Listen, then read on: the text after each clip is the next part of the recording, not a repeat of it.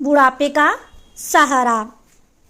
आज कुसुम आसमान को निहार रही है क्योंकि उसे आसमान में हवाई जहाज नजर आ रहा है जो शायद उसके बेटे को उससे कहीं दूर, उसके गांव से दूर ले जा रहा है।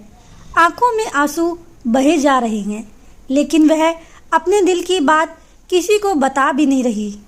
होठ कांपते कांपते रुक जाते हैं क्योंकि उसे डर है कि कहीं उसके आंसुओं को उसके पति शशि जी ना देख ले। तभी पीछे से आवाज़ आती है, शशि जी, अरे सुनती हो? मैं थोड़ा खेत की तरफ जा रहा हूँ। रामू काका ने मुझे कुछ सलाह के लिए बुलाया है। मैं जानता हूँ तुम्हारा मन बिल्कुल नहीं है कि तुम कोई काम करो, लेकिन मैं चाहता हूँ तुम खाना खा लो ताकि दवाई खा सको और सेहत का ध्यान रख सको। ऐसा बोलकर शशि जी चले जाते हैं और कुसुम चुपचाप वहाँ रखे हुए पलंग पर बैठ जाती है।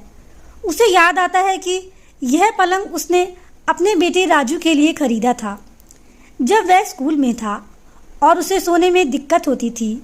और आज वह दिन है जब राजू अपने परिवार के साथ कहीं दूर घर बसाने, नौकरी ढूंढने जा चुका है। कुसुम उठकर किचन की तरफ जा रही है कि उसी समय उसकी पड़ोसन पूजा आ जाती है और पास आकर कहती है, क्या अब तक तुम रो रही हो? उसे गए हुए तो 2 दिन हो गए। अब वह अपनी और अपने बच्चों के साथ खुशी खुशी अपने घर में रह रहा होगा और तुम यहाँ आंसू बहा रही हो। कुसुम, बचपन से लेकर आज तक मैंने उसका ध्यान रखा। उम्मीद नहीं की थी कि वह अपने माँ बाप और गांव को छोड़कर हमेशा के लिए चला जाएगा। माँ हूँ उसकी, याद तो आएगी ही। रोते हुए, पूजा, अब तुम अपने बेटे को भूलने की कोशिश करो। चला गया वह पंछी अपने पिंजरे को छोड़कर। अब भला वह वापस हमारे गांव क्यों आएगा? और आएगा भी तो सिर्फ 2 या 4 दिन के लिए। अरे वह अपने पीछे वाली गली की करिश्मा का भी यही हाल हुआ। उसने तो अपने बेटे को शहर इसलिए भेजा था कि वह वहां जाकर करिश्मा की मदद कर पाए, लेकिन देखो ना, बेटा तो वापस ही नहीं आया।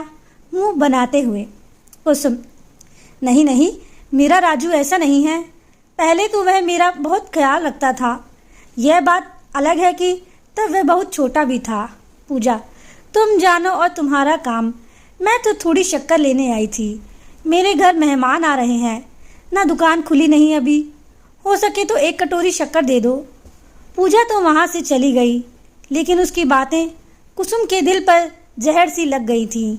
उसके मन ही मन में यह डर होने लगा कि कहीं ये बात सच ना हो जाए कि राजू वापस ही ना आए। धीरे धीरे 2 महीने बीत गए। अब जब भी राजू का फ़ोन आता, कुसुम दौड़कर पोस्ट ऑफिस पहुंच जाती, जहां वह जी भरकर राजू से बात कर पाती। आज भी राजू का फ़ोन आया है। राजू, कैसी हो माँ? तुम्हारी तबीयत कैसी है? कुसुम, हाँ हाँ बेटा, मैं बिल्कुल ठीक हूँ। बस तेरी आवाज़ सुन लेती हूँ ना तो दिल को सुकून मिल जाता है। ये बता, बहू और बच्चे कैसे हैं? राजू, सब अच्छा है माँ। और पता है, तुम्हारी बहू ने बिल्कुल तुम्हारी तरह आलू के पराठे बनाए जैसे तुम मुझे बनाकर खिलाया करती थी। बिल्कुल वही स्वाद। मुझे तो ऐसा लगा कि अब मैं इतने टेस्टी पराठा यहीं खा पाऊँगा। कुसुम उदास होते हुए, चलो अच्छा है, अब तुझे मेरी याद नहीं आएगी। अब तुम यहाँ कब आओगे? राजू, माँ, बार बार हमें आने के लिए मत बोला करो क्योंकि अब हमारे पास टाइम नहीं है। दिन भर दौड़ भर करके पास आ जाएंगे और आपकी सेवा करते रहेंगे तो यहाँ बच्चों का एडमिशन भी करवाना है और मुझे अपनी नौकरी की वजह से समय नहीं मिल पाता। अब मैं फ़ोन रखता हूँ, जब समय मिलेगा तब करूँगा। रात होने पर कुसुम शशि जी से पूछती हैं, बहू ने मेरी जगह ले ली है तो भला मेरे बेटे को मेरी याद क्यों आएगी? अब लगता है बुढ़ापा ऐसे ही बिताना होगा। शशि जी, सही कहती हो। अब तो राजू का ज़्यादा फ़ोन भी नहीं आता और वह अपने काम और परिवार में ही व्यस्त रहने लगा। उधर राजू को अपनी माँ और बाबू की बहुत याद आती है, लेकिन अगर वह अपनी पत्नी को बोलता है तो उसे बुरा लगता है। एक दिन राजू और उसकी पत्नी का झगड़ा होने लगा। राजू, तुमसे मैं नाश्ता बनाने के लिए कहता हूँ तो वह भी तुमसे नहीं होता। मेरी जो नौकरी थी वो भी छूट गई है। अब मैं नई नौकरी के बारे में सोच रहा हूँ। मैंने माँ से झूठ कह दिया कि तुमने बहुत अच्छा आलू का पराठा बनाया है, उसे कितना बुरा लगा होगा। राजू की पत्नी रेखा, अगर तुमने ऐसा कहा है तो मैंने तो नहीं कहा था ना तुम्हें ऐसा कहने को। मैंने अपने जीवन में आज तक आलू का पराठा बनाया ही नहीं। मेरे पापा के यहाँ मैं बड़े ऐशो आराम से रहती थी, मुझे तो वहाँ किचन में जाने की ज़रूरत ही नहीं थी। लेकिन फिर भी तुमसे शादी की क्योंकि मुझे लगा तुम मेरे लिए परफेक्ट हो। ताने मारते हुए राजू, अरे मैं तो अपने माँ बाप के बुढ़ापे का सहारा था, पर तुम्हारी वजह से मैंने अपना गांव छोड़कर शहर में आकर नौकरी ढूंढने लगा। रेखा, तुम बात बात पर मुझे ताने मत मारा करो। तुम खुद चाहते थे अपने माँ बाप को छोड़कर यहाँ आकर बस जाओ। अब तो राजू और रेखा के झगड़े बढ़ते ही जा रहे थे। रवि घर में भी फ़ोन नहीं करता, और अगर घर से माँ के या बाबूजी का फ़ोन लगाते तो रवि काम का बहाना करके टाल देता। अब उसे भी अपने माँ बाप बोझ लगने लगे और वह सोचने लगा कि जल्द से जल्द वह अपने लिए शहर में नया घर ले ले ताकि किसी प्रकार की दिक्कत ना हो। अब कुसुम और शशि जी दुखी रहने लगे क्योंकि वह समझ गए थे उनका बेटा वापस नहीं आएगा और बुढ़ापे का सहारा नहीं बन पाएगा। एक दिन अचानक शशि जी को एक उपाय सूझा और उन्होंने खुश होकर कुसुम को बुलाया। कुसुम, क्या बात है जो आज आप इतना खुश होए जा रहे हो? शशि जी, तुम्हें याद है हमारे घर के बगल में 4 कमरे हैं, ऐसे भी वहाँ पर कोई नहीं रहता और हमने उसे इसलिए बनवाया था कि हमारा बेटा अपने परिवार के साथ वहाँ आराम से रह सके। लेकिन अब वह यहाँ नहीं आएगा और इसलिए मैंने सोचा है कि क्यों ना उन कमरों को स्कूल और कॉलेज में पढ़ने वाले बच्चों को किराए पे दे दें ताकि हमारे लिए वह बुढ़ापे का सहारा बन सके और उनकी बदौलत ही हम आगे खुश रह सकें। कुसुम, अरे वाह, यह तो बहुत अच्छी बात कही आपने। ऐसे में उन बच्चों को सहारा मिल जाएगा और उन बच्चों के कारण हमें बुढ़ापे का सहारा मिल जाएगा।